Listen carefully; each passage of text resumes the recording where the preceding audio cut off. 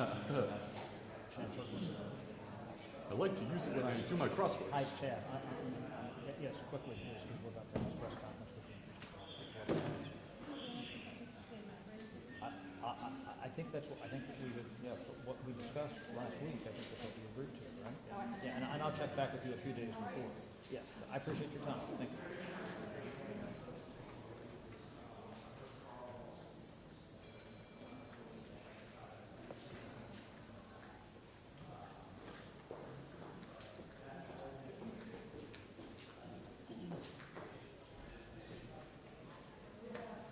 Hey, what room are we on for this press conference?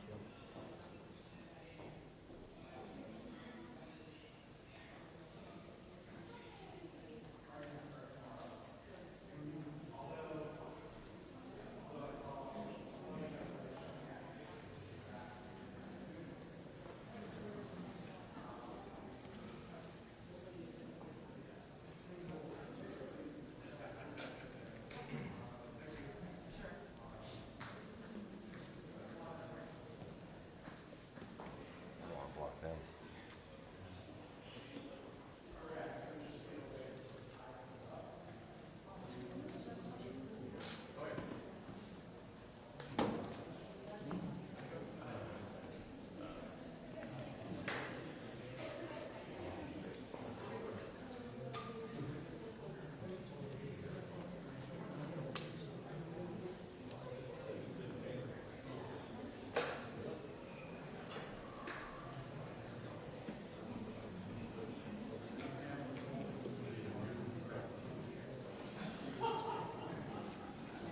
Flashlight next to you.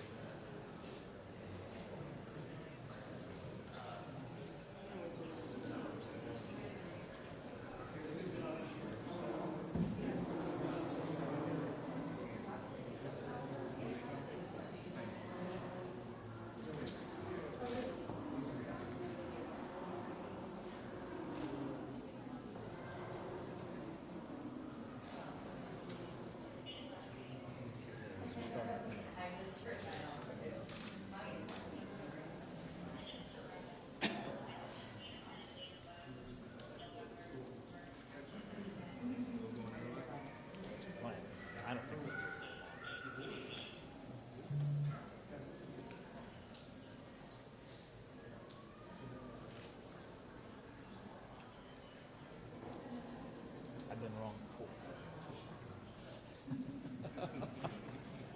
And if that's the case, we'll figure something else out. Ladies and gentlemen, please just step aside. Thanks. It's your toes, not mine.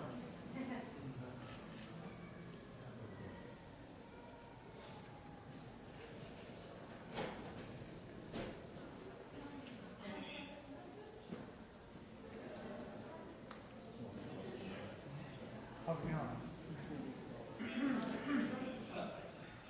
Just chilling. So lit.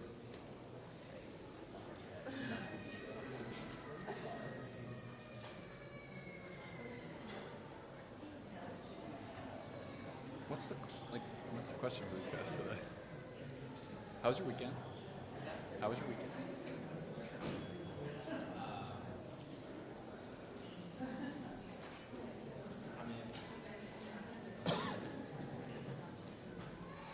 Like that has a shelf life of like 1 hour. Craig, should I get a tape measure for you to get your focus? Oh.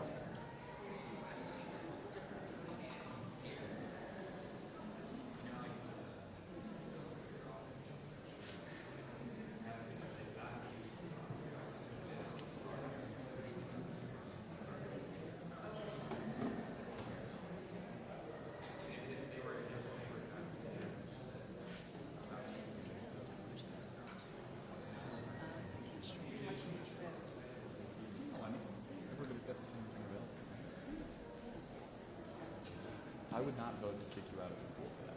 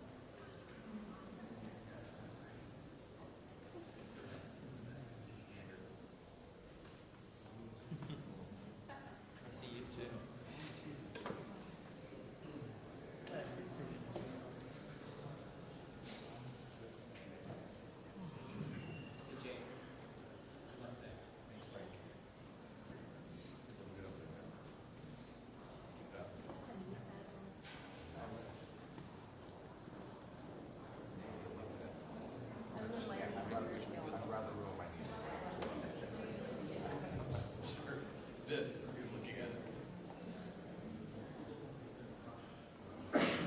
You're awake.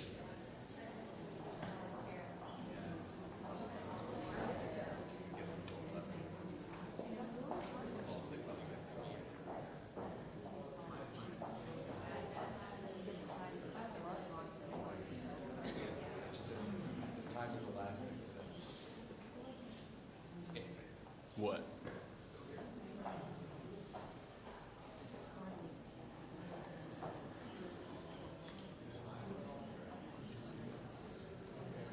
A little bit. I mean,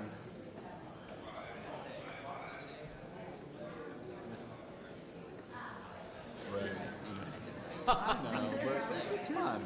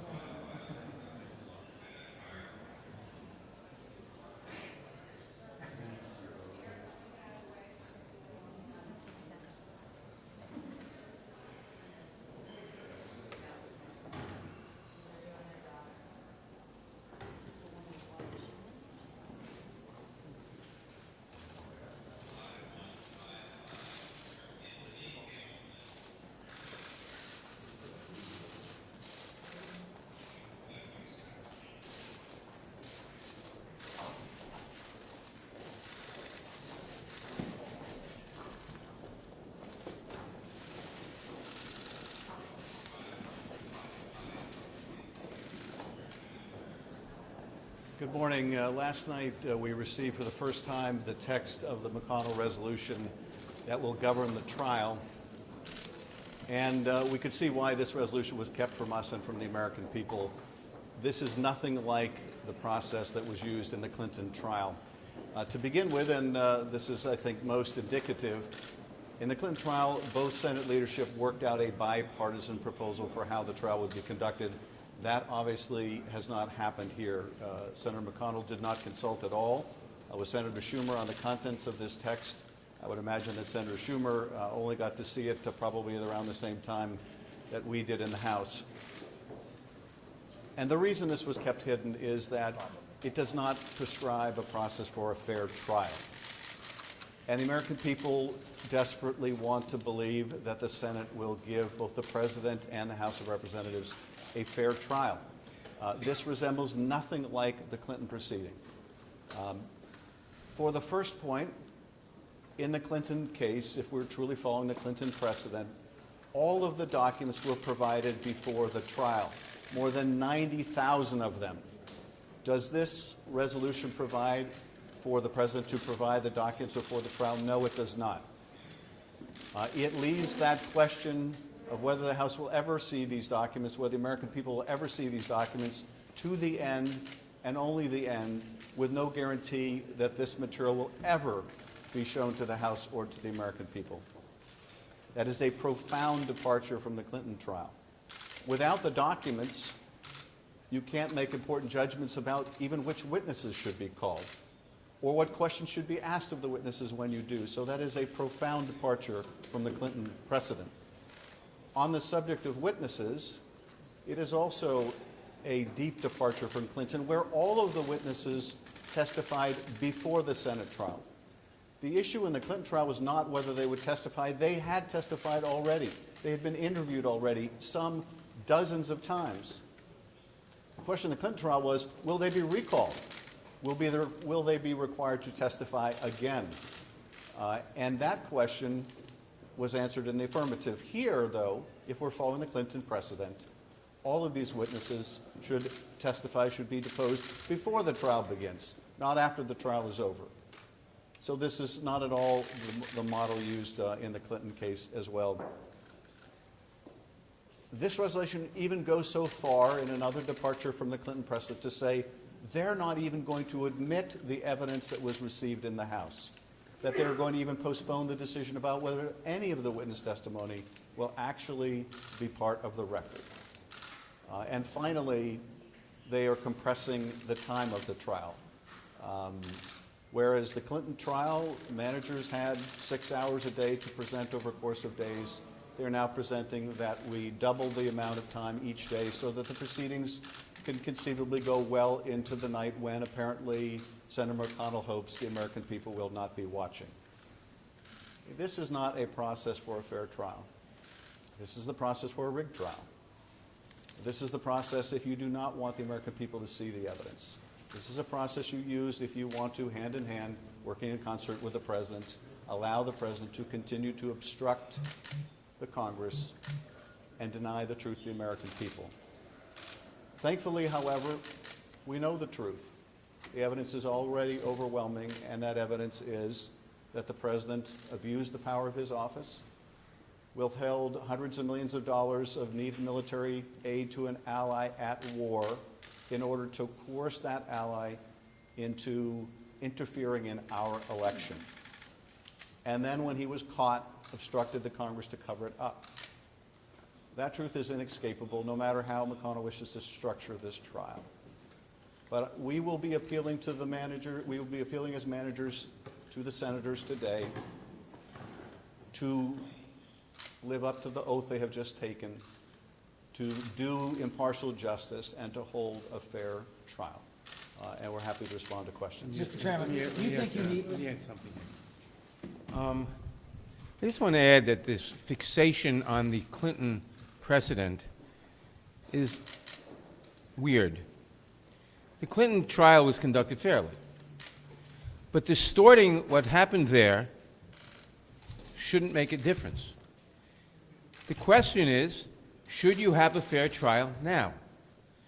Any intelligent person knows that in any trial, whether it's for robbing a bank or for subverting the Constitution of the United States, the accusers, in this case the House of Representatives, bring in all the witnesses and all the evidence. The defenders can bring in all the evidence they want. That's how you have a trial. To be debating whether you should have the evidence admitted, to be debating whether you should allow witnesses, is to be debating whether you should have a cover-up by definition. There is no other way to look at it. It doesn't matter how it was done some time ago. It was done very fairly as it happened some time ago. But it doesn't matter. It cannot be used as an excuse. The only reason to oppose bringing a witness is to cover up because you're afraid of what the witness will say. The question before the Senate is, do the Republican senators want to be complicit in the cover-up of the president? Any senator who votes to deny a witness, who votes to deny evidence, is voting to cover up the president's crimes and subversion of the Constitution. There's no other way about it. There is no conceivable reason to deny witnesses, to say you cannot bring in the evidence. The House of Representatives cannot bring in the evidence. There's no reason. I mean, it's obvious to say, what do they fear? Why won't they bring in the witnesses? Because they are afraid of what the witnesses will say. But there's no trial in this country in which you wouldn't admit the relevant witnesses, in which it's even a question. Let's go to questions. Is there, Do you even need the full 24 hours to make your case, and are you going to use the full 24 hours even if you go through the night? You know, that will be a decision that the House should make, not that the Senate should prescribe to go late into the evening. Look, there is a wealth of evidence to present here, and we should have the opportunity to present the case as the House chooses to present its case, not to go late into the evening when Senator McConnell evidently hopes the public may not be watching. And so we'll make decisions about how long our case should go within the rules that are prescribed. But I think the question is, what is the senator's interest? What is Senator McConnell's interest in structuring the trial this way? Is this about hiding the evidence from the American people with late-night sessions? Is this about just trying to get it over with? Because that should not be the motivation here. Senator McConnell has taken the same oath as every other senator in that chamber, and that is to do impartial justice, not to try to skew the process in such a way where the House is not permitted to put its evidence before the American people. is the issue here the question of how much Do you time? worry that all this focus on rules and process and what Senator McConnell is doing dilutes in any way the message you're trying to put out about what you think President Trump did? No, because look, this is part and parcel of an effort to cover up the president's misconduct. That was the whole object that is charged in Article 2 of the impeachment articles.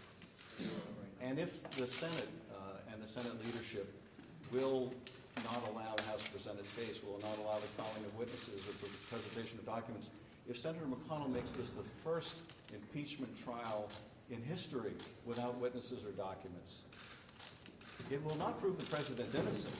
It will merely prove the Senate guilty of working with the president to obstruct the truth from coming out. How do you? And so I do think that by structuring the trial this way, it furthers our case that what's going on here really is a cover-up of evidence to the American people. How do you say that it's time for this, the House should present?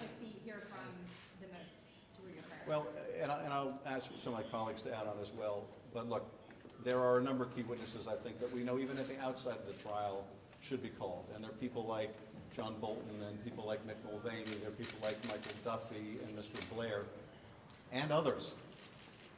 But if we're proceeding in a logical fashion, if we're truly interested in a fair trial, the first step ought to be the production of the documents. Those documents will reveal precisely who the most important witnesses are. And they may be those four, and it may be others as well. Let me just give one illustration of what's being hidden from the American people.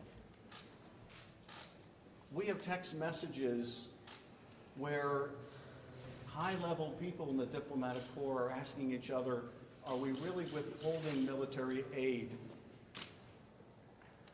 And as we talked about last night, I think it's crazy to withhold military aid to pressure an ally to get help with a political campaign. That document, those documents have not been provided by the administration. They don't want the American people to see them. Now, we have seen them because cooperating witnesses did provide them. But documents like those are being withheld from the public. That is the kind of cover-up that the president is engaged in, and the Senate should not make itself a party to that. So, just to conclude in terms of witnesses, we should review the documents. The House should have the right to call witnesses. The president should have the right to call witnesses. Material witnesses, not witnesses just for the purpose of smearing his opponent, but material witnesses. That's what makes a fair trial. But let me ask my colleagues who haven't had a chance to speak if they'd like to add. Mr. Chairman, why is it in the interest of having, of the Senate to decide? Mr. Chairman, how many pages? To not be able to have to know which witnesses and documents are going to be admitted while you're making your case? Well, it's as if you're on jury duty, and the judge were to come in the courtroom and say, I've been talking to the defendant, and we've decided I'm not going to let the prosecution call any witnesses, and I'm not going to let them call for any documents. I'm only going to let the prosecution read from the cold record in the grand jury. And even then, we won't necessarily decide. You can consider that as evidence. That makes it impossible to have a fair trial. Not just difficult, but impossible to have a fair trial. And I think for senators who take their oath seriously, and I hope and pray that they do, this is not the fair trial that the American people want. It's not the fair trial the American people deserve. Thank you. Mr. Chairman, how many pages of material did you not submit? Yeah.